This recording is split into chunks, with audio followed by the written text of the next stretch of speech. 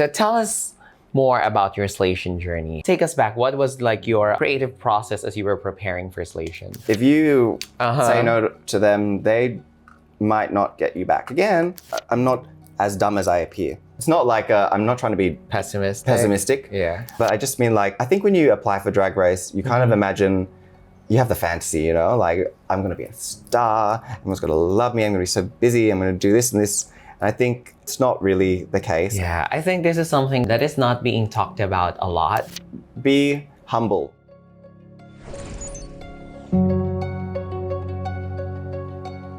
Hi everyone, welcome to Evangelism, the podcast. So my guest today came all the way from down under. Ladies and gentlemen, it's Slaysian Queen, Ivory Glaze. Hello, hi Eva, thank you for having me. Thank you. Mwah. Welcome to Manila. Welcome to the Philippines. Thank you. Mabuhay, everybody. So how are you? What's your headspace coming in here? Honestly, I'm feeling great. I've been here for a week and a bit. I'm not going to do the maths. I've drunk too much last. I have to do the maths to see how long I've been here. But I've been here for a while now, and I've really experienced the Filipino like culture and like what's the word? The love, I guess, that they give. And I've really felt it here. So I'm like on top of the world. I'm having a great time. Wow. Yeah. Is this your first time in Manila? Outside of Drag Race, yes. So you've been here for a holiday before? No. So this is my first time outside of filming Drag Race. Oh, okay. But ever, like, have you been to other parts of Asia before? Yeah, I've been to a few parts of Asia. I've been to Malaysia. I've been to China in the Guangzhou area where my family's from. Yes. And also Hong Kong. And I did some like pit stops because when I fly to Europe, I stop in like a country, but I don't really get out when I'm doing those pit stops. How's the weather? How do you find the weather? It is so much nicer than when we filmed. It is really? Like, I actually really like this weather. It's warm. And it's a bit humid, but that's tropical weather. Right. And that's fine. Like last time, like on set, like really, really, really hot. It is. And I was like, as soon as you walk outside, it's like an oven. But now it's like, it's just beautiful, lovely weather. And it's strange because when I was coming here and packing, it said it was gonna like rain on all the forecasts. Right. So I packed for like tropical rain. Right. But honestly, it's not really raining. If it rains, it's just like, and then it stops. You're lucky that you didn't experience like, because there were a few, I think that was last month or a few weeks ago, there were just like 5 days straight of nonstop rain. Yeah. But this is Manila weather for you. And how do you find the Filipino fans? The Filipino fans they're insane. They're like, in a good way. Like, sorry, coming from down under where like we don't have people show up to shows from watching Drag Race really. Or like anyone that, we don't do meet and greets. We don't do like tips or anything like that. So now that's why I'm saying like, I really feel the love here.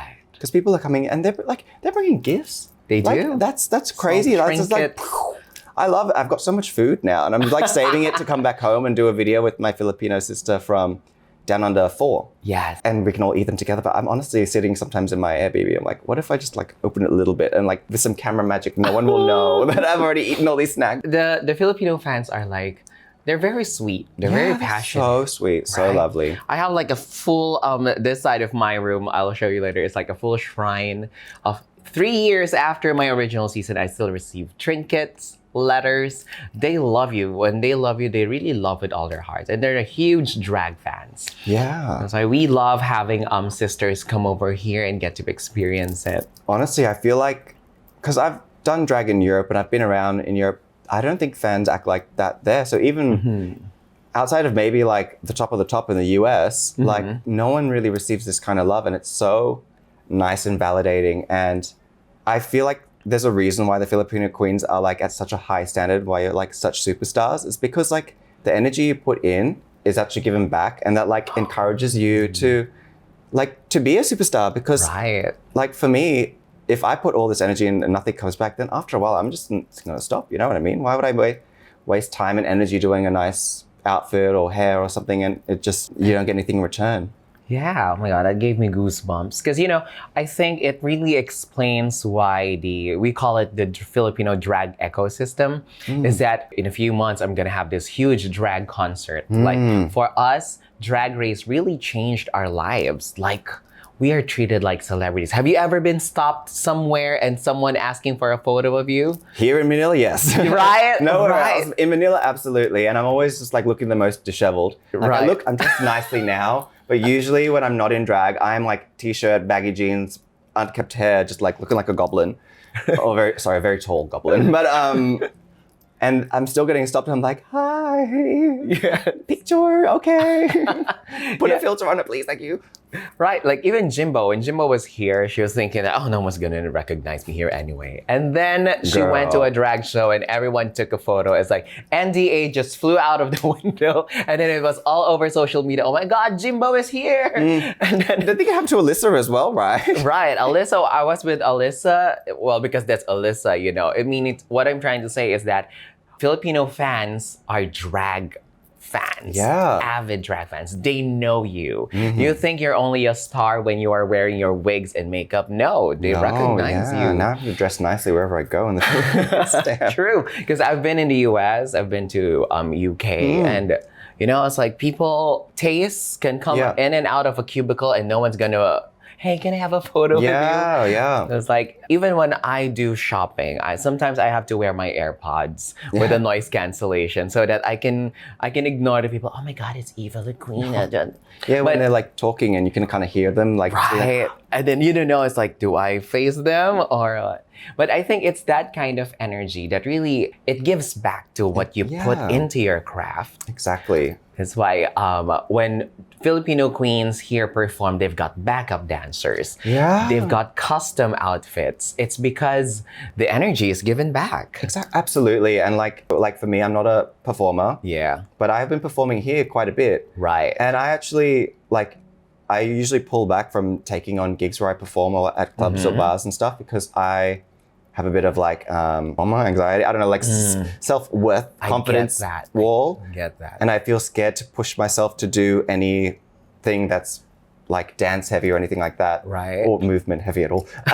Tell me about it. But I feel here it's okay to just do it because they will still like love and understand and like, just dance, shake those bones, you know? Like, Right. They will cheer you on. Yeah, Like, and- you breathe a little deeper than usual. They will cheer for you. It's like, oh my God. Yeah, it's just nice. It's comforting and encouraging that Right. you can go and push yourself and try new things and you won't get like shunned for it. Yeah. Yeah, I think this is something that is not being talked about a lot. It's like how much the fans contribute to the drag scene. It's Yeah. not just the queens that's really doing it. The reason that we are able to give you all these amazing shows is other than, of course, talent. Well, talent is a bare minimum in this industry, where pretty is also a bare minimum. But on top of that, it's because of the love and the passion that these fans have been giving us Absolutely. as artists. So thank you so much Thank to all you. our loving Filipino fans. Filipino drag scene will always is for me is like just the best. Filipino fans are the best fans in the world. Now, speaking of drag, it's like, can you tell us like how did you start doing drag? How did I start doing drag? So I started, it's kind of a weird one. So I used to work as in corporate in banking. Oh wow. One day I was just talking with one of my cousins and like, hey, you should check out like this show called Drag Race. And then I was like, okay, yeah, whatever, one day. Uh-huh. And then I had some time, I was like, I'll put it on in the background. And like Right. instantly I just really love the transformation aspect actually. As someone, I like always grew up on like video games Right. and anime and like that's what I did a lot of. And I just loved any transformation sequence or any way to like, where someone really changes, I guess, in appearance and like you could dress yourself up. And yeah, my mum, she told me, she was like, why are you doing drag? Why don't you just become a fashion designer or something like that? And I was like, but then I don't get to wear it. Like I get to do it and I get to be the Barbie doll. And like, Correct. it was just the more I watched Drag Race and the more I learned about drag, the more I wanted to do it. So I was just like, screw it. One day I got with my friend who she lives really far out actually. So like I took the train all the way to her place. It was like an hour and a half train ride up there. We got ready at her place. I would have been 21, 22. She was like 18. Right. So we get ready there because I hadn't told my parents I was doing drag or anything at that point. We get ready and then I was like, oh, how are we going to get to the venue? Because it's back in the city. She's like, oh, we'll take the train. I was like, you're fucking kidding me. The first time in drag, we're taking the train. And she's like, yeah, we'll take the train. Girl, it was an all stops end of the line. It took like 2 hours. Right. We were in drag. I'm like, oh my God, we're going to die.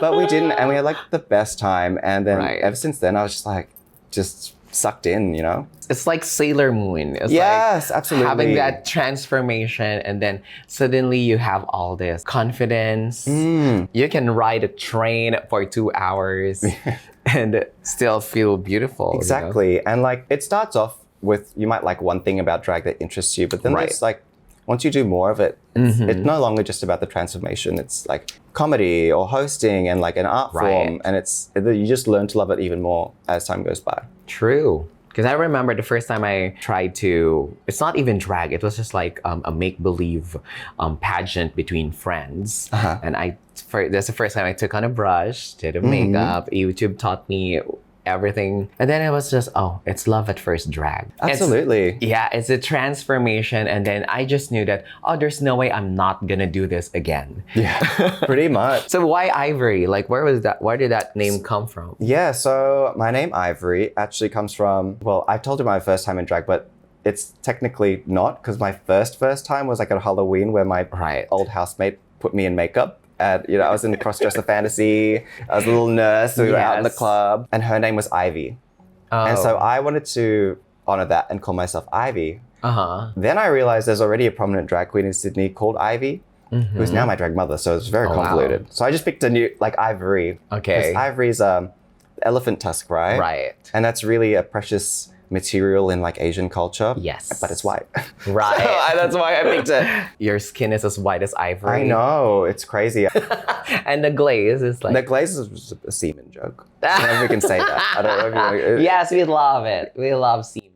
What's the drag scene like around where you came from? So I'm from Sydney. Okay. Sydney is the main city that like a lot of things happen at. The drag scene in Sydney is fun, actually. It's quite lively. There's a lot of queens coming and going. Right. Unfortunately, I feel like a bit of our like queer nightlife sector is dying in the sense that like bars are closing or clubs are closing or they're being sold to non-queer owners and it's no longer prioritizing drag. I guess it's a bit different from here in the sense that like drag is not so much of an important event on a night out. Like people don't necessarily go to see the drag queens. They just go out and then there will happen to be a show. Yeah. But the girls themselves are very lovely, very friendly. They're all supportive with each other. Because Sydney has like Mardi Gras, right? We do. We have Mardi Gras, which is our pride. That happens in March. Okay. And then if you're lucky, an actual Pride month, which is June. Yes. You get a second gig out of it. You can double the money. But our main pride is Mardi Gras. Probably the drag scene there is probably thriving. I mean, there's so many drag queens and the drag scene is busy. Yeah. But it's just like more of it's almost being suppressed by the fact that nightlife in Australia itself is kind of dying a little bit, I would say. So it's a bit like maybe more Australians want to sleep or like sleep in. Sleep in. It's because of Netflix and all these apps. Like people want to stay indoors now. Grinding now and not going to the club anymore to pick up. That's the problem. Come to the drag shows, hook up that way. Don't go on Grindr. Come out, tip the girls. And then you joined Drag Race Down Under. Yes. Right. So you auditioned for it. Yes. So actually, Drag Race Down Under, I was on season 3. Season 1 didn't have auditions. Oh. Season 2 did have auditions. And that I auditioned for season 2. But it was more of it was in the middle of COVID. Oh, and so we're all locked down. Right. So like, why not just have fun with your friend and just make a tape? Why not give yourself some purpose and a reason to do drag? Right. So I just did it and I sent it through and whatever. And nothing happened. I was like, that's fine. Right. Okay. And then season 3 auditions came about. And I was just really busy in my life at that point. I wasn't doing drag full time. I was still working as a business analyst. Right. I've only done drag full time for like a year after the show aired. Okay. And the deadline was really short. They wanted so much done. Yeah. And I was like, it's so much work. In a very short span of time. Yeah. And the audition period, we thought it would be around the same time as season 2. But they opened it up a full month or 2 earlier. So I was like, I'm not ready. I'm not prepared. Yes. I don't know what I'm doing. And I went out one night and it was 3 days until it was due. And I bumped into Hanaconda at the club. Yeah. And I was just like, we're quite close friends. And I was just chatting with her. She's like, girl, you should just fucking audition. I was like, there's so much work. There's 3 days. Like, I don't want to. She's like, just do it. I was like, okay. And she's like, I'll send you my tape. And you can see how like bootleg it can be, as in like from an editing perspective. Right. And so I was like, okay, perfect. I saw it. It was bootleg. And I was like, I could do this in 3 days. And so I just did it with a tripod in my apartment. Right. Just smashed it all out and just like sent it off. Because at least even if I didn't get on, it's like a good way to bench or like reflect back on your drag and see like in 1 year, look how much you've changed or grown. Right. Even makeup, clothes, your Correct. personality. Because you could get more confident in drag over time. So Correct. it was just a good thing to benchmark yourself with, I guess, or just it's like a check-in point. But anyway, they called me and I was like, oh, shit. Oh, they love bootleg. Yeah, they do. I was like, why do I bother editing anything? Oh my God, I love Hannah. When Hannah was here, we just had the darnest time. It was She like, is, I love her she so brings much. the party in. She does, and she's crazy. She is. Tell us more what happened about your season. On Down Under, I walked in and like, look, I knew I wasn't ready to be a drag, like go on Drag Race. Right. I hadn't even done drag full time. I barely performed or did anything. It was just my fun hobby that I was like, okay, fuck it, I'll just do it.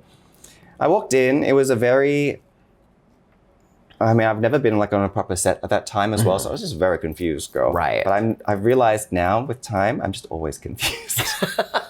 I thought it was Yes. because I was like fresh to filming, but I'm Right. actually just genuinely always a little bit confused. Right. I walked in and, you know, we're having a fun time. And then like in comes RuPaul. And it was really interesting. I was Right. very stressed. So our first challenge was we had to write a verse and perform it with all 10 queens on the tiny little stage. Right. In our runway costumes, Oh, right.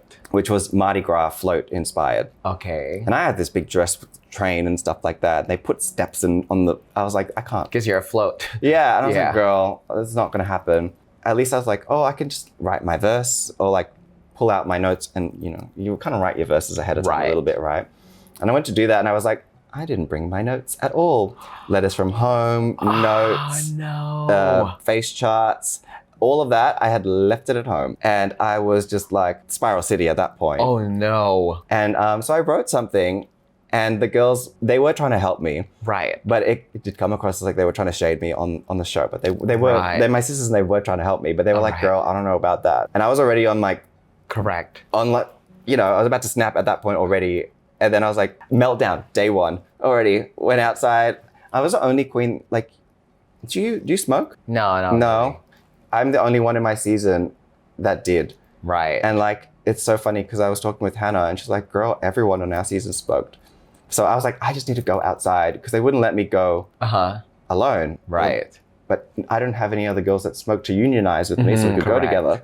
So I just had to, they were like, no, you have to wait. No, you have to wait. And I'm just like melting down, going crazy, just needing a moment. I somehow survived the first Yeah. episode. Then I made it to the next episode. Again, no patterns. Yes. For a sewing challenge because it was in my notes. Oh, no. I know, I'm such a fucking idiot. That's when I passed out when I was in the bottom two. Right. I think I was just so exhausted and I was not eating much. Correct. And I'm also an insomniac and undiagnosed ADHD at that time. Okay. So to compensate my insomnia, I was having my sleeping pills. Okay. It wasn't really working. Right. So I just every day was a bit groggy. So to combat that, I had Right. like 5 or 6 Red Bulls a day. And so I was not eating, Red Bull, no sleep. And then suddenly I'm in the bottom. I was like, oh, girl.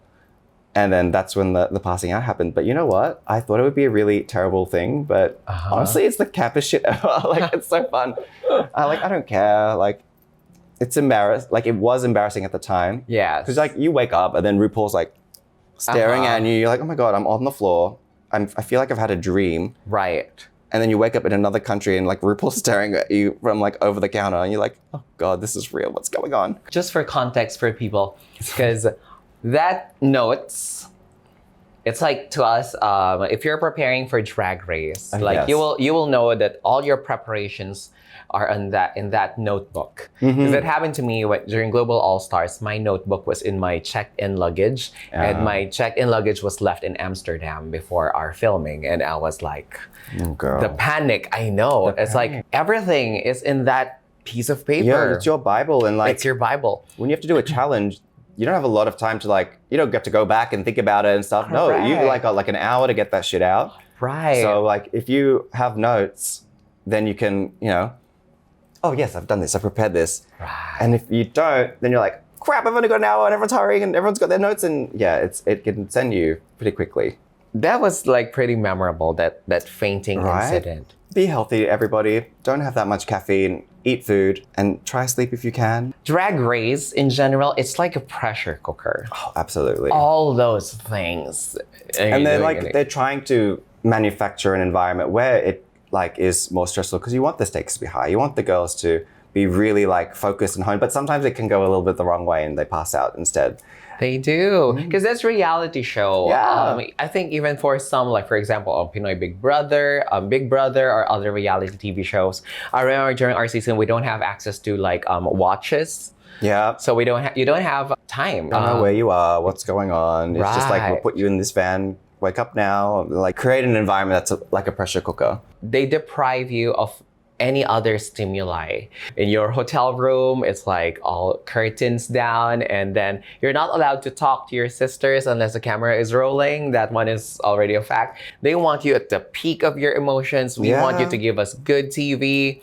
And that is the reality of reality TV. Absolutely. You can't take that against the production. No, that is what you signed up for. That is what we signed up for. That is the reason why good TV matters. Absolutely. It's what makes good TV. Right, exactly. Actually, speaking of the pressure cooker, I fainted, and then what happened was for season 4, the contract changed, and they had to stop and have lunch, and they had to stop and have dinner because of me. Because last time our season, they're like, yeah, we've got 2 hours. Here's your lunch over there, but you've got to get ready for the runway by then too. I was like, all right. So you're stressed. You're like, well, what am I going to do? Eat, or I'm going to get my correct. It's like a working lunch or something. Yeah. So now they have to stop. Well, that's true. Though. Yeah. You have to. It needs to be mandatory, especially for queens who wear corsets. Once you wear your corset, nothing goes in, nothing goes out. And drag can be a health hazard. Oh, it absolutely is a health hazard. It's not good for you, I don't think, at all. I'm sorry, I wasn't able to watch your season. Were you eliminated that? Well, actually, they cut the episode. They said, we'll resume the lip sync next week. All right. So I had to lip sync on episode 3 at the start. Oh. And it was just me, my sister Rita Menu, and RuPaul out of drag, and it was at 8 in the morning we were filming it. Having to lip sync. Oh. I don't even, at that point I already passed out. I'm like, I don't want to be here, girl. Come on. If I stay, then what am I going to do next episode? Die? Right. That's all that's left, right?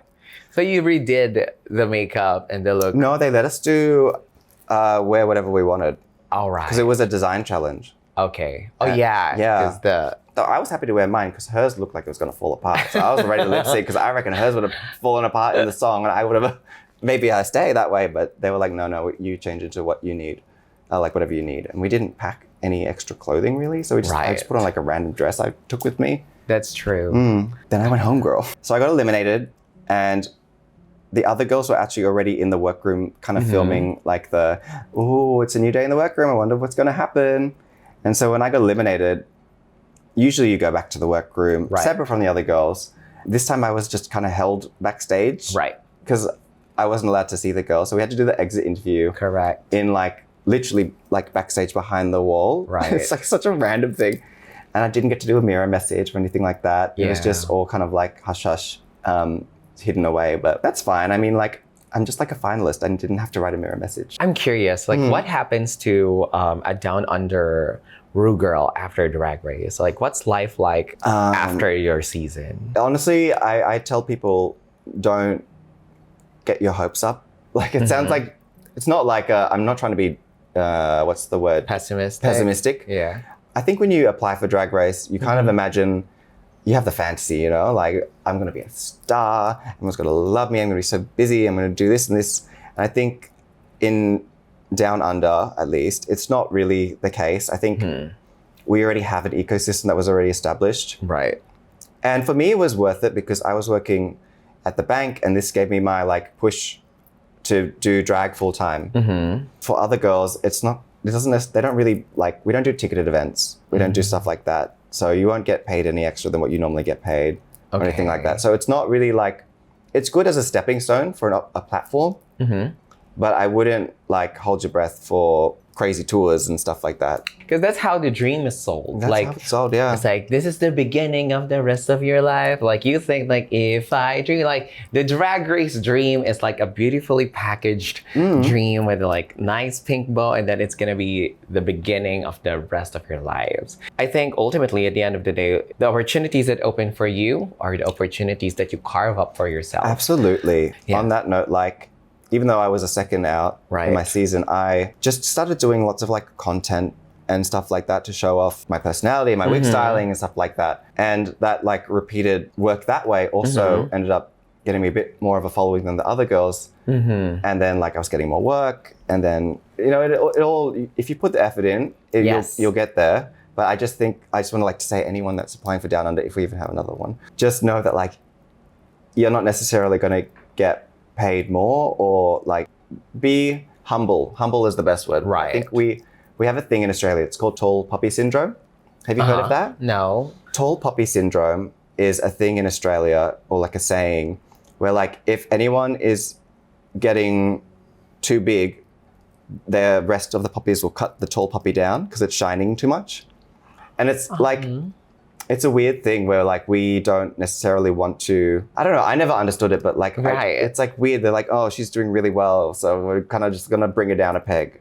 I hate that. Yeah, in Filipino, we call that crab mentality, because you know how crabs, right? When they try to climb and someone's gonna pull it down. And then they all, Oh no, that's horrible. Yeah. I hate that.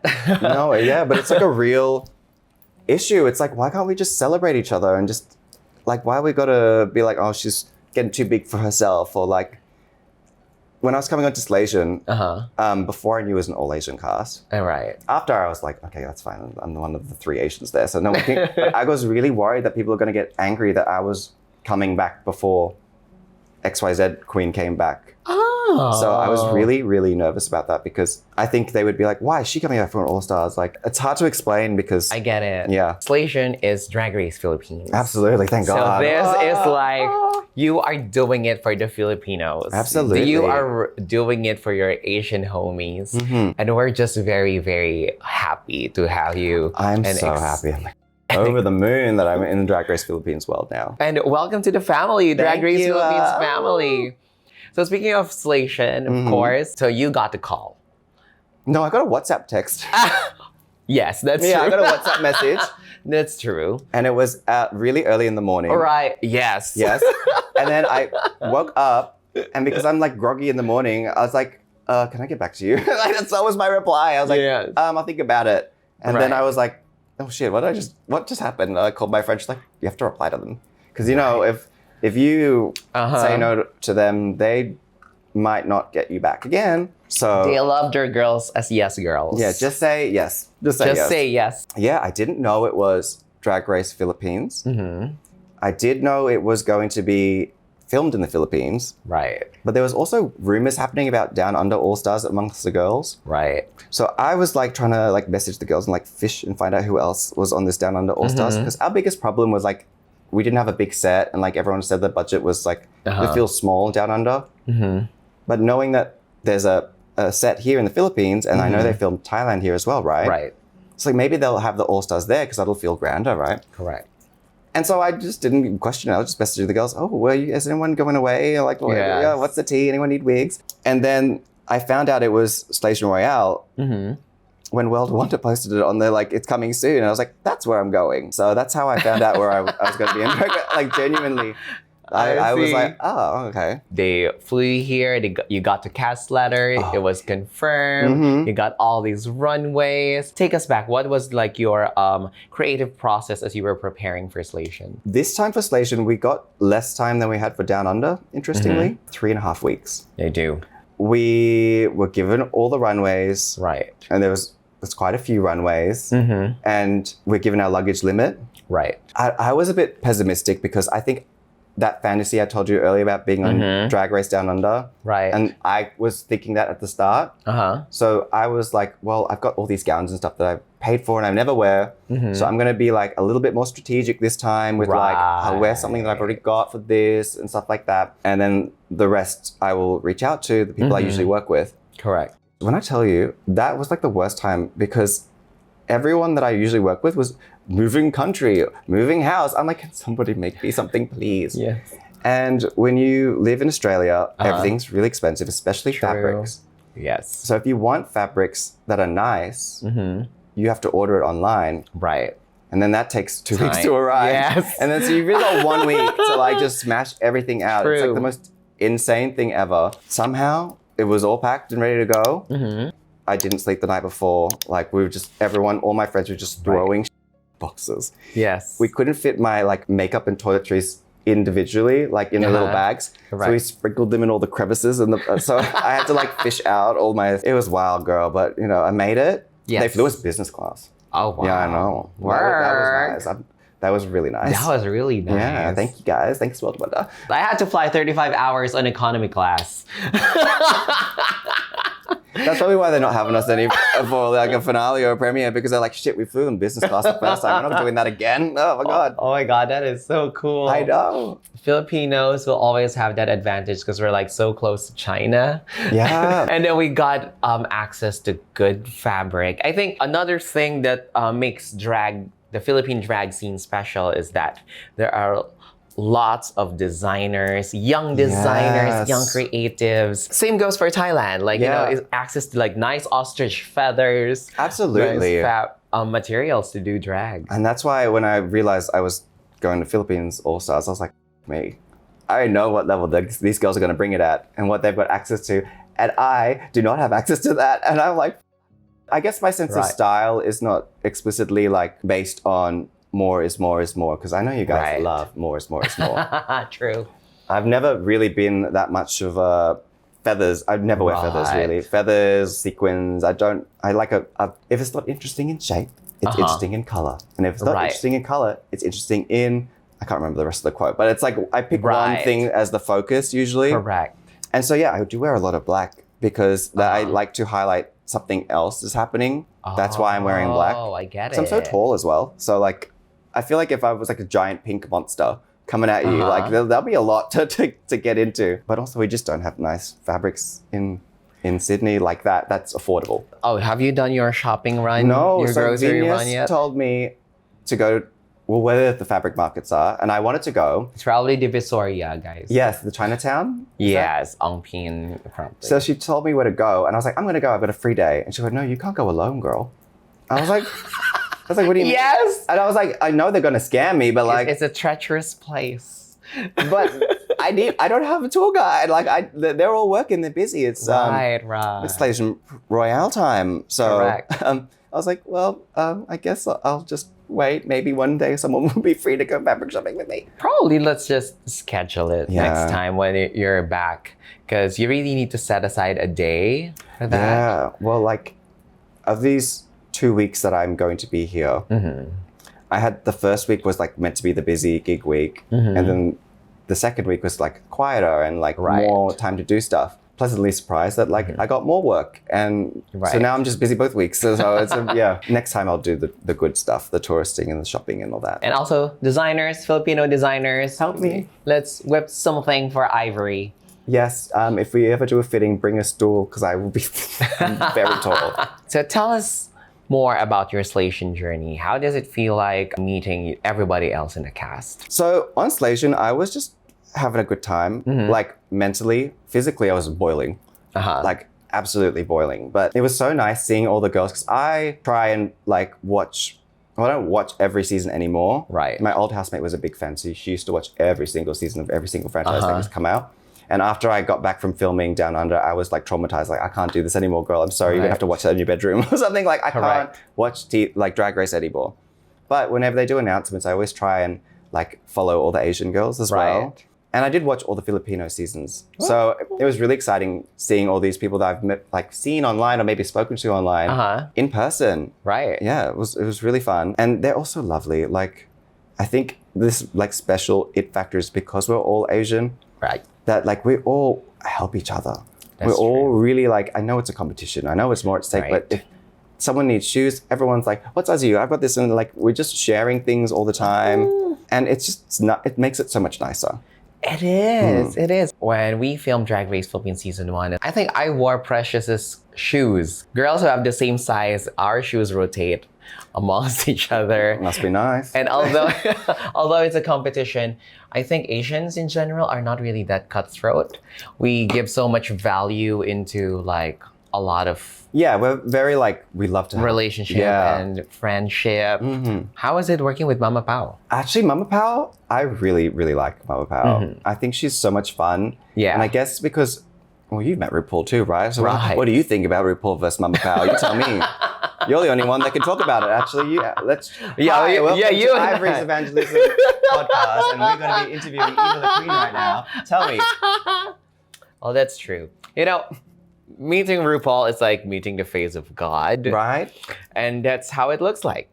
God, beautiful, but it's so far away. It's like Mama Ru has that aura of like authority and just so much brimming with omnipotence, power, And like and all literally that. all of the lights on her. So she's Right. literally shining like a fucking angel on It's the like, panel. Don't ever block her camera. I felt the same. She is, like, the best way I can describe it, she's a professional. She's been doing this for years. And she's like, I know when I need to talk to you. I know when you don't need to talk to me. I know she's not only thinking about being a host, because she's also the executive producer. Right. She's like, this light needs to be fixed. This light needs to be done. Correct. That's true. Like, she's really working the whole time. Whereas Mama Pao is just having a kiki with the girls. Like, Right. hey, everybody, what's going on? Mama Pao is more human in in a most sense. basic sense, right? And the one thing with Mama Pao, which I really appreciated, was like, they don't show it, but she would constantly do this to me. And I was like, what are you doing? And then she's like, have you had your medication? I was like, oh my God, I have. Like anytime it was like slightly, Right. I looked a bit stressed or anything, she'd like always remind me, like, have you taken your medication? Have you that's so so she's always nice. very sweet and Yes. kind. Very thoughtful. Actually, one more thing, because like you've heard stories about girls pissing themselves because they don't want to get off the main stage in front of RuPaul because they're too scared to do that. Right. I almost did that during Miss Shupaka, Uh-huh. right? And then when Suki was doing her she was first in the Q&A. Right. There was some audio issues, so they had to keep asking her and do it again and again and again. Each time, because I needed to pee, so each time she screwed up, well, not she, but like the audio screwed up. Right. I was like, girl, I'm this close. I'm this close to pissing. And I was like talking to Viñas. I'm like, girl, I'm about to piss on the floor if this doesn't happen. And she's like, what are you talking about? And then she just like asked if we could go pee. And I was like, yeah, I'm gonna be crucified. And I was like, no, girls, go. I was like, oh, that was nice. They do. Yeah, it was very like normal. I don't know. I was so scared, but like, Correct. that was like a very like, oh, she's nice and funny and friendly and wants everyone to have a good time. So that's what I really, really enjoyed. So in the Yes. second episode of Drag of Slaysian Royale, you did a girl group challenge. Yes. That was buck wild. I was like trying to like telepathically communicate to Kiana to please put me on your fucking team. I don't care. I will say Marble Hey. I will do whatever, girl. I don't care. Get me on this other team. Look, I'm not a dancer. Right. I've never claimed to be a dancer. Uh-huh. But I can learn choreo. I'm not as dumb as I appear. And I can learn things. And I just Right. knew that they would be a stable team because I've seen the girl group challenges in the Correct. Philippines. And I know you can all sing as well. And I know I'm not a singer. Right. And I'm not a dancer. So if I go with them, they might be able to help me because we'll have something stable to work on. Right. Meanwhile, we're like having World War III on our like on the Slay Mix side. I'm like, oh God. There was so much that happened that got cut. But it was honestly kind of fun. So Really? yeah, I'm just happy that like the song is still good. It's available for streaming. That's nice. Right. That was when I did it on Down Under, that wasn't available. Wow. Thank the Lord. But like, it was a challenge. Right, And it is. it was super fun though. Super fun. The Slay Mix. Yeah. How was your relationship with your teammates? I like to think that I'm friends with everyone, maybe. I thought I got along well with everyone. Right. I was happy to work with them. I was Right. excited. I was very intimidated knowing that the Filipinos are all in one team, Right. but nothing against anyone being in my team. Correct. I knew something, and I had already like joked that we're not dancers in the first episode when we had to do the hair whipping. I was like, girl. I said we should do the Macarena instead of doing any. So like, just do the Macarena together because we're not winning this hair flipping challenge. And she was like, oh no, yeah, we'll do it. And then I started, and she's like doing the dance. Like, okay, fine. I knew she's not a dancer. I didn't know if Suki was or wasn't a dancer. I think she's a performer. She can. I've worked with her in a drag brunch. She performed, I think it was an Ariana number. She's pretty fierce. She is fierce. Yes. I just didn't know if she was a dancer. I made an assumption that Yuha was also not a dancer. I thought maybe Kitty could be. She turned and said, no, girl, I don't dance. I was like, You know what's really funny about the episode was you in the middle of Yuha and something, and they were like bickering. Oh my God. Was there really more to it than we saw? Like, was it really that intense, or there's more? It had gone on for a while, and everyone, like, I love you something, but everyone was getting really annoyed with something over the time we were filming. Like, even I had to like step out during the lyrics writing because I couldn't like.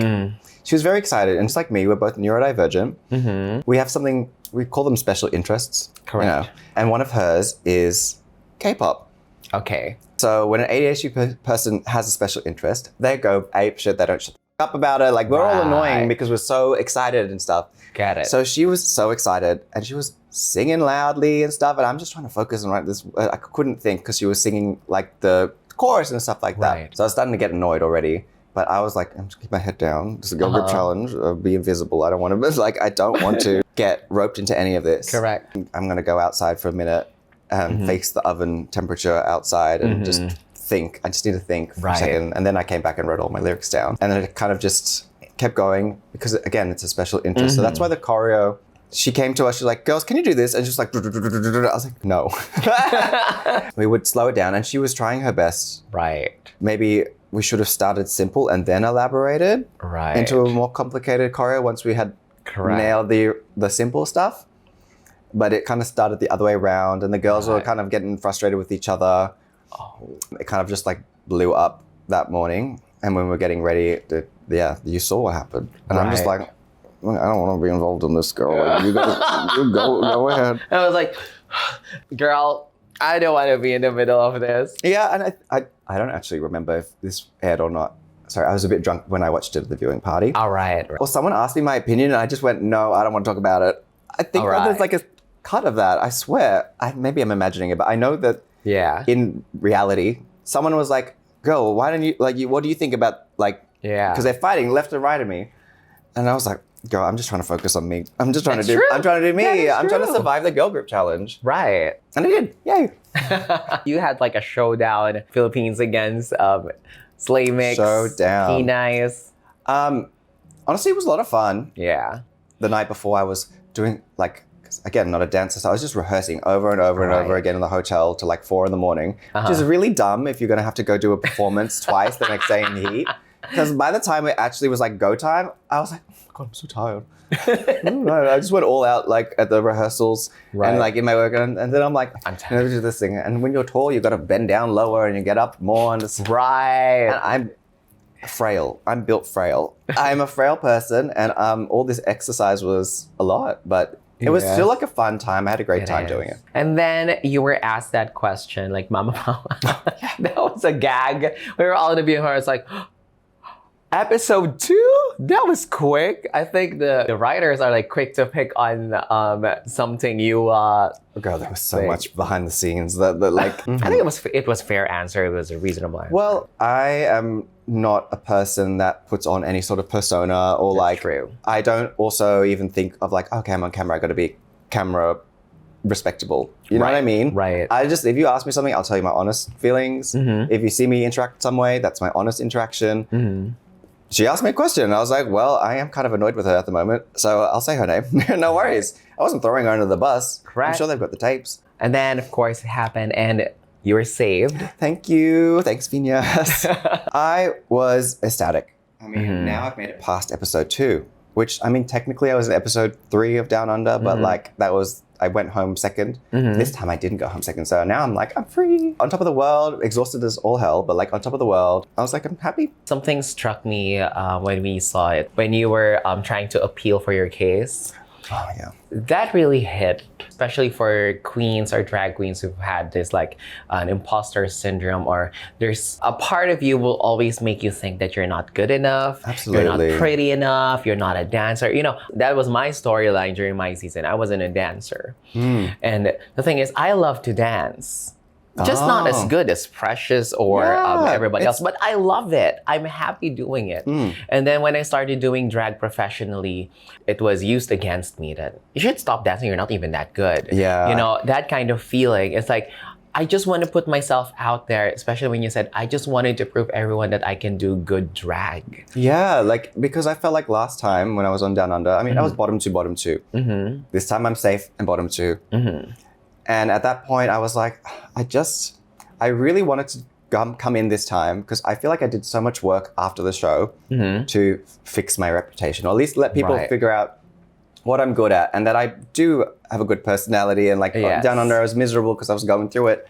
But like, I just wanted to showcase who I am and like really show that I'm not as shit as TV says, because people form their opinions from just Drag Race and nothing else. True. You know what I mean?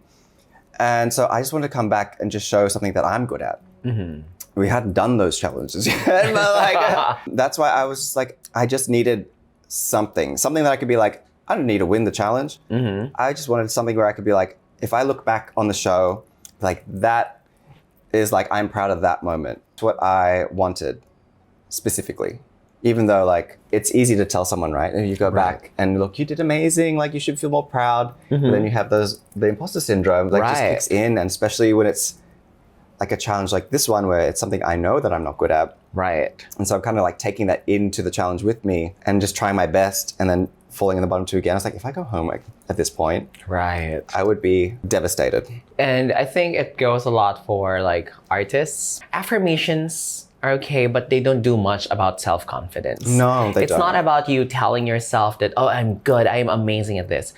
You know it for yourself. I had to go through a lot because I need to be convinced that I am good. My boyfriend hates me for it. He'll try and encourage me and be like, well, you're not, I won't dismiss him openly, but it's kind of like, unless you're not from this field, you know what I mean? Or like you're not someone that I'm respecting in that like in that field to take on that proper feedback. And I can't give it to myself. So it's like a really weird. Correct. So the only way that you can build that confidence is when you do things and then you are, oh yeah, I kind of ate that. It's those moments like, oh, I ate that. That was good. And then that's when you start building the confidence for yourself. Absolutely. And like, I'm still working on it. It's helped being here in the Philippines because it's you get the feedback and it's like, it's encouraging. I still can't bring myself to actually look at any of my performance like videos like people share. Like, I don't know if you notice, I do not share anyone that tags me in that because I can't bring myself to look at it and I just like get embarrassed. Though I think I just need to like bite the bullet and be like, that was okay and we can improve. But I think a bit of a mental block, I suppose, that like, I'll get there though. The first step towards getting better is being aware. No, that's beating alcoholism. No, beating a drug addiction. The first step to sobriety is awareness. Yeah. I was like, trust me, if you look at the videos, you'll realize that it's not as bad as you think. Maybe. I've seen worse. Well. But you know, the thing is, we all want a certain standard. Exactly. Especially we are entertainers. Whatever we dish out is for public consumption. So we want it to be good. And it's a reflection on us. Right. But the thing is, you can only be better at it if you will really face it and look at it. It took me a long time for me to look at my dancing videos. My pop-off ate, because everyone is like, you're not as bad. And I was like, no, you're just patronizing me. Shut up. Yeah, I haven't looked at any of the clips from online for the girl group either. I just can't look at it. Well, I hope you do, because that's where it all begins. That's where it starts. Is this what RuPaul was talking about? That's the beginning. This is the beginning, no. But that's where it starts. Yeah. Then episode 3. Yes, episode 3. Design challenge. Tell us about it. Well, as soon as they announced that, I was like, who's setting me up with these challenges? It's like identical to how Down Under was, where we had to do all girls in our national costume on the stage performing together. Right. And I was like, that's exactly like what I did on Down Under. And I was a bit like, ooh, nervous because last time I was in the bottom. Right. But I got through that one. Next episode, girl group. Oh, I was the bottom of that. And then the third episode, design. I was like, oh, Jesus Christ. Like, can we do a comedy challenge, please? Anything, any acting, comedy, anything like that. Let's do that. Yeah. But it was a design challenge. We got dried leaves and we got to pick our colors. I picked black again. Not even thinking about it. Correct. And then we got 4 hours. Have fun. 4 hours. And so we had 4 hours. And then you had to leave it at the workroom. No one gets to bring it back to the hotel. Which I've heard that a lot of other seasons, they actually let them take it back. Yeah. Yeah. On Down Under, we were allowed to stay back as long as we needed. As long as everyone was happy to still stay back. So that's why you see these the episodes on the other seasons where this girl's got a new outfit the next day. It's because they were allowed to work on it. And I thought they were just like, you know, yeah, you got 4 hours, but like you can keep it. And like you can take it back. No, they were serious. Oh yeah, because during our season 2 at Drag Race Philippines season 1, we did a design challenge out of like foliage. Yeah. So the plants will die. And like you got to get it done in 4 hours and then do the runway by the 5th, 6th hour before the leaves get dry. But yeah, that's why they call it a race. Yeah, that's why this is a race. I thought it was like a race. You know, it's a race. So that took me a little bit off guard. I don't wear corset. Right. I haven't worn one for years. Thank you. Because it's dried leaves. Yes. And you only have 4 hours. You don't have time to bang out a costume to stick the leaves to because you can only stick them on with hot glue. Right. And the only thing I had was like a shapewear bodysuit. That was like the only thing that I could like maybe stick things on. But because it's dried leaves, it would just rip apart if I tried doing that. Right. 4 hours, no corset. And I'm just like, go on. And then I see, like, I look over and like, again, the Filipino girls are so prepared. Like, Kiana's got like 3 different corset options. And I'm like, girl, can you just pick one and let me, like, can I have any of that? Like, please? Like, and then 2 hours in, she finally conceded. It wasn't her being shady. She was just being in her head. I'm like, just wake up, give me a corset, Jesus. She's also that undecided. She is that. She's like, no, I just don't know which one. I'm like, they're all corsets. You just have to stick leaves to it. I just want something so I can start. I got it, but I was still hoping there was 2 hours to go. I just started fucking sticking shit on. And I was just praying that they'd be like, yeah, you can just like keep working on it. We had to leave. The next day, we got 3 hours, which included your hair and your makeup and like a bit of the table talk stuff. It's pretty long. That's pretty good, right? Yeah. And so like I had gone home the night before and I was like, okay, I've literally got like the dress is nothing finished, like, you know, so I've got to like write a to-do list of everything that I need to do in what order. And then if I have extra time, I will embellish the dress even more. Right. And they said, we've got 3 hours, hair makeup. I like came up with some eye makeup and stuff that would be quick to do. So I could just smash it out really quickly. Right. And so we go in there, they say, we'll do a quick table talk and then like you guys just go for it. Like we won't bother you. They bothered us. Spoiler alert. Yeah. I finished enough of the dress. So I'm like, I can walk on stage without being an embarrassment.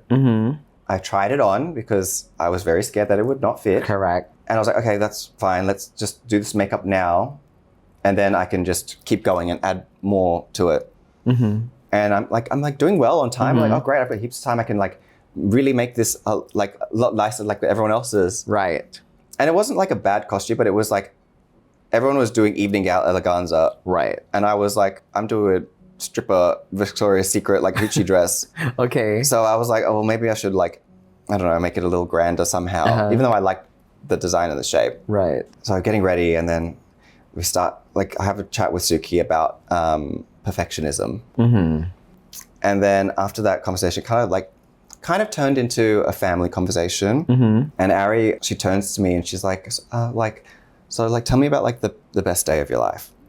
And I was like, well, the best day of my life is actually also the worst day of my life because that's the day that Drag Race got announced, which was really exciting that everyone got to meet me and I got to be introduced to all these people. But also my mum's funeral was the same day. So it was like a really like heavy, like I was doing all the stuff for the funeral. Like I was, hosting is not the right word, but I don't know what a funeral host is called.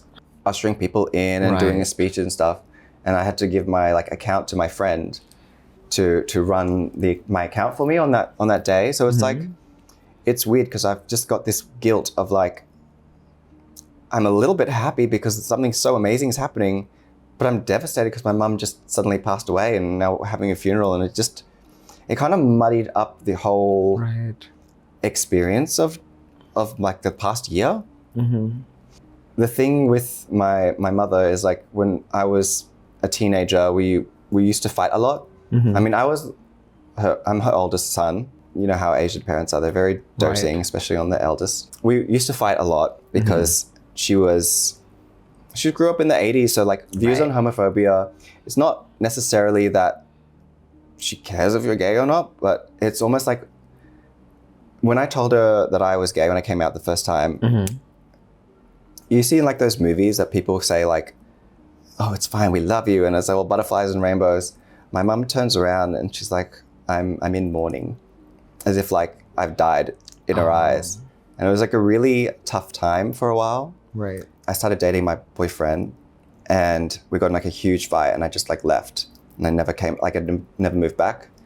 And so we'd gone from like this really turbulent rough patch. And then I was like, well, I got to tell her I'm going on Drag Race before it comes out. So I told her that I was going to film it and she didn't understand, didn't get it, didn't want to know about it. But when I came back, we had time to chat with each other and she actually became really excited and supported. She's like buying the service subscription and like getting all these things. And then literally like a month too early, she passed away. She couldn't see any of it. And that was rough. And like I take that, I try to live my life as best I can because like she passed away suddenly. I could pass away any moment. I feel like she was healthier than I was. Like, so like I'm just trying to live everything. When she left? She died at 54, yeah. Yeah, not even at 60. Yeah, no, it's pretty young. She was, it was a very shocking thing. So it just happened like in a snap. Yeah, that's brain aneurysm. Aneurysm. My mum knew I have insomnia and I really suffered from it. Oh no. And so that night she had literally texted me because we don't always talk and call. But she texted me out of nowhere being like, oh, make sure you're going to sleep now. Like, are you sleeping okay? I was like, yes, Mum, I'm going to bed now. And then like 2 hours later, I got woken up with, she's dead. And I'm like it was a really confusing time almost. I mean, I was so sad and I never got to even like, I had like a full breakdown months after our season aired because I just didn't have the brain power to process it. The grief, yeah. And then it's like, because I'm born on 2nd January. And so we've got like Christmas, New Year's, my birthday.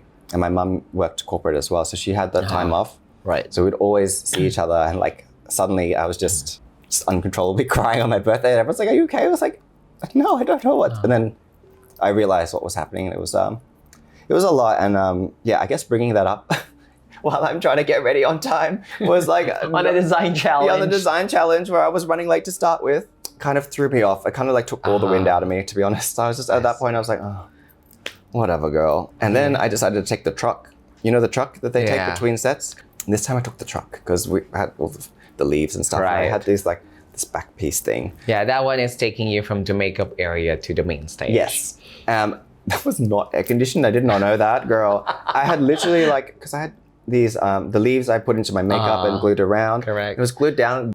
It's already popped off before I even made it to the main stage. I was just like, I'm melting apart. Like, I'm just gonna try my best to sell some fantasy or like at least not show how devastated I was feeling. I wasn't there to compete. I was there for a paid cameo. Right, and then the elimination happened. Yes, the elimination. I mean, I was deflated already and I was kind of like, I'm in the bottom with Arizona. She was just in the top.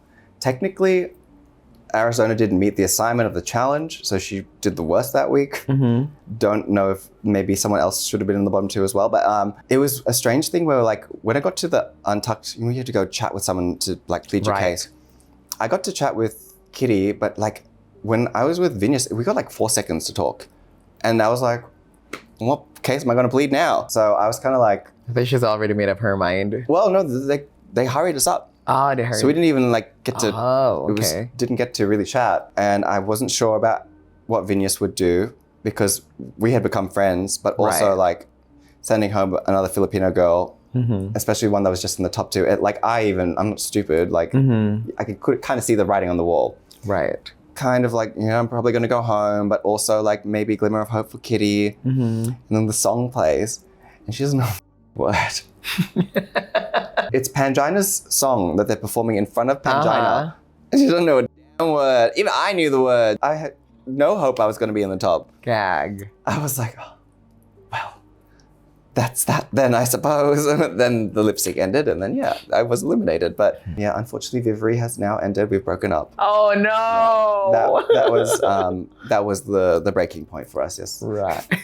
She just saved you the previous episode. Yeah, no, like Right. it's no hard feelings, girl. I was like struggling, like Right. from the packing to the heat. Uh-huh. So I was not upset that I was eliminated. Mm-hmm. Of course, I was frustrated because, you know, like Right. I really wanted to have that moment to do well, Mm-hmm. especially on a design challenge because I can sew and I can create costumes.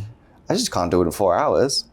Or with dried leaves. Or with dried leaves and no corset. Like it was just like, it's just annoying because I was like, oh, I could have at least redeemed that one. Right. It is what it is. Yeah, I was just happy to have the experience. Right. So there was a set date for all the international girls return flight. And if they went further in the competition, they would just change the date. Right. But there was a few days still between I got eliminated and the flight. Mm-hmm. So I was just there with something in Madame Yoko. We went shopping. We went to karaoke. Yes. They let us do whatever once we were Yeah, they eliminated. did it. Yeah, Yeah. we had a fun time. And honestly, that was nice. Right. Like down was like the next day, you're like gone. Oh. And so this was nice because you could almost like do group therapy and process it together and like just enjoy the fact that you got to be on another season and like Yeah. people hopefully like you. Yeah, I guess when everyone's in the same boat and we're all being kicked off, it's not too bad. Like, I don't know, it was easier that way. And we got to see the other girls in the competition still Right. in like the hotel. Right. We love that you got to experience Drag Race Philippines. Like even me, if I'll be asked to do Drag Race Philippines again, Yeah. that's the only all-stars I'll probably say yes to. Because the sisterhood will always be there. Yeah. It isn't exactly the kind of competition that leaves you doubting yourself or really hating your drag. Yeah. It's like really doing a gig. Yeah, It's just well, like that's why I doing said a I'm not gig. competing. I'm doing a cameo, girl. No, honestly, though, I will say I was a bit nervous because, you know, on TV they can take whatever bits and bobs and edit you in whatever way possible, but they done a really good job of not making me look horrible or anyone really look the fool. So that's nice, and I feel like, well, maybe it's because it's All Stars, maybe because it's the Philippines, but if it was Down Under, they would just, here you go, be the fool. Like they'll give you like an opposite of a highlight reel. Right. So it felt nice to be shown positively, and I'm happy I got to have little sound bites or whatever, like little Yeah. clips that were of my actual personality. That was fun. And I'm just happy to be here. The show is written for a Filipino audience. The fans don't really root for shady people.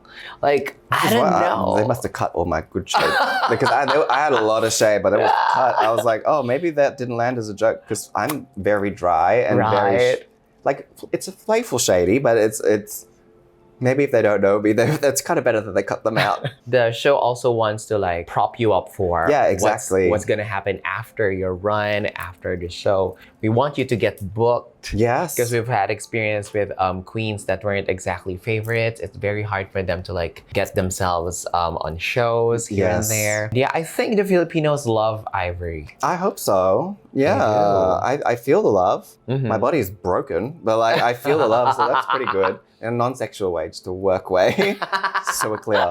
And I feel like I wouldn't be so exhausted if I was not loved enough to be showing up again and again and again. So I'm so grateful.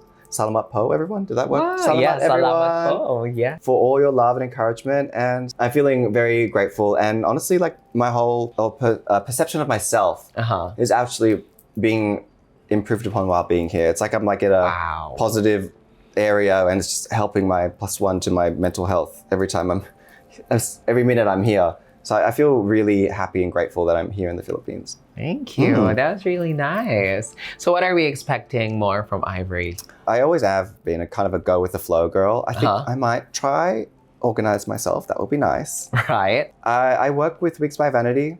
Oh, yeah. And also, like, I do wig styling commissions and stuff. Like, every wig that I wore on Drag Race, I styled myself in like 3 days, girl. Because I ran out of time. I want to do more, like, content, have fun, and hopefully perform more in Sydney as well would be nice. Yeah. I'll be around, out and about. Hopefully I'm back here soon if you have me. Yes, right. Yeah. I'd love to have you back. Please, someone book me. I don't know what's in store for the future. But I'm Right. also just happy to take every opportunity like I've been doing. And it's worked out so far. So that's just be grateful and live each day. So do you have like any message for the fans, for the Filipino fans? Yes. I just want to say thank you guys so much. I feel like I've been complimenting them this whole episode, so I won't dig in too much of the same thing, but you guys are just like, this is the fantasy that I thought I was going to get when I was on Down Under. Like that, like reception, the love and the support. Like there are some amazing women that have been coming to literally every single event that I have done. And I've been doing like Rumpa at night and then Butterboy, and like I've only had an hour's sleep, and they're Right. there. They're both like The same it's people. The same, like it's just so like mind-bogglingly amazing, and like it's lovely. And just thank you guys, and please support me, and know that the show is not a reflection of who we are as people. Right. It is a pressure cooker. It is. It is a make-believe environment. We don't normally get an hour to get fully ready. So support all the other girls as well. I know I'm fortunate enough to be relatively close to the Philippines, so it's not that difficult for me to come. Whereas there are girls that might not be able to come because they're really fucking far away. True. And they've only flown here by business, so they might not want to get an economy class ticket to come here. But True. please support them as well. And I mean, just support everybody. Love everybody. No tall poppies here, right? Except for me, I'm Yes. tall physically, but no, don't cut me down. Once you already experienced Drag Race Philippines, you're already part of the Drag Race Philippines family. I think the fans will also be looking forward to see what you're gonna put out on your social media, Yeah. on your TikTok. Work on your social media, your postings, your photo shoots. We will create content because Yeah, the real absolutely. race is what you make up yourself out of it. And now that you've got Filipino fans rooting for you, we will want to see more of you even after your stint at I'm so grateful, Slaysian. honestly. And actually, I feel it right now because I'm seeing the reception to the girl group challenge, uh-huh. and no one is shitting on me. They're like, "Yeah, but we love her." And I was like, Yeah. "This is fabulous." Now I don't want to hate on myself. Right. Like it's crazy to like do something that you're uncomfortable with and receive love anyway and encouragement. So it's amazing, and it's just I hope you guys stay tuned. It's not like I'm not featuring in a movie anytime soon, but like I will have some exciting stuff come up hopefully. Word. Now, I have this one last question. This is a question that I always ask my guests here at Evangelism.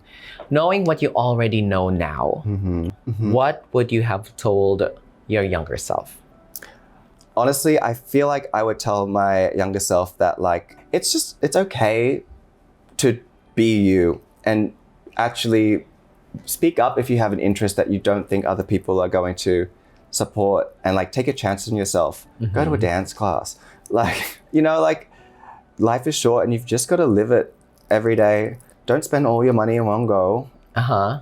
Get bodysuits for your first season of Drag Race so you can actually wear them again. There's nothing wrong with giving something a red hot go. That's what we say in Australia, Right. red hot go. Just give it a go. Give everyone a chance. Give everything a chance. Just do it all, live it all, say yes. And don't be shy to do what you want to do or say you want to do that. Because if I started drag at like Crystal Versace age, it would have been over for you guys. But I started late, so you're all lucky. Yeah, that's what I would tell myself. Just speak up and don't be scared of what other people are going to think when you don't even know what they're going to say. Right. Well, that's a beautiful thing. But thank you so much for sharing so much today. Thank you, Eva, and I for hope you having me. enjoyed your short trip here in Manila, and we're really looking forward to see you again. Yes, I really, really want to be here again. So hopefully I can be. We'll find out. We'll see. Yes, thank you. And that's it for today's episode. So guys, if you like this episode, please don't forget to like, share, and subscribe. Tick the notification bell so you know when new uploads are out.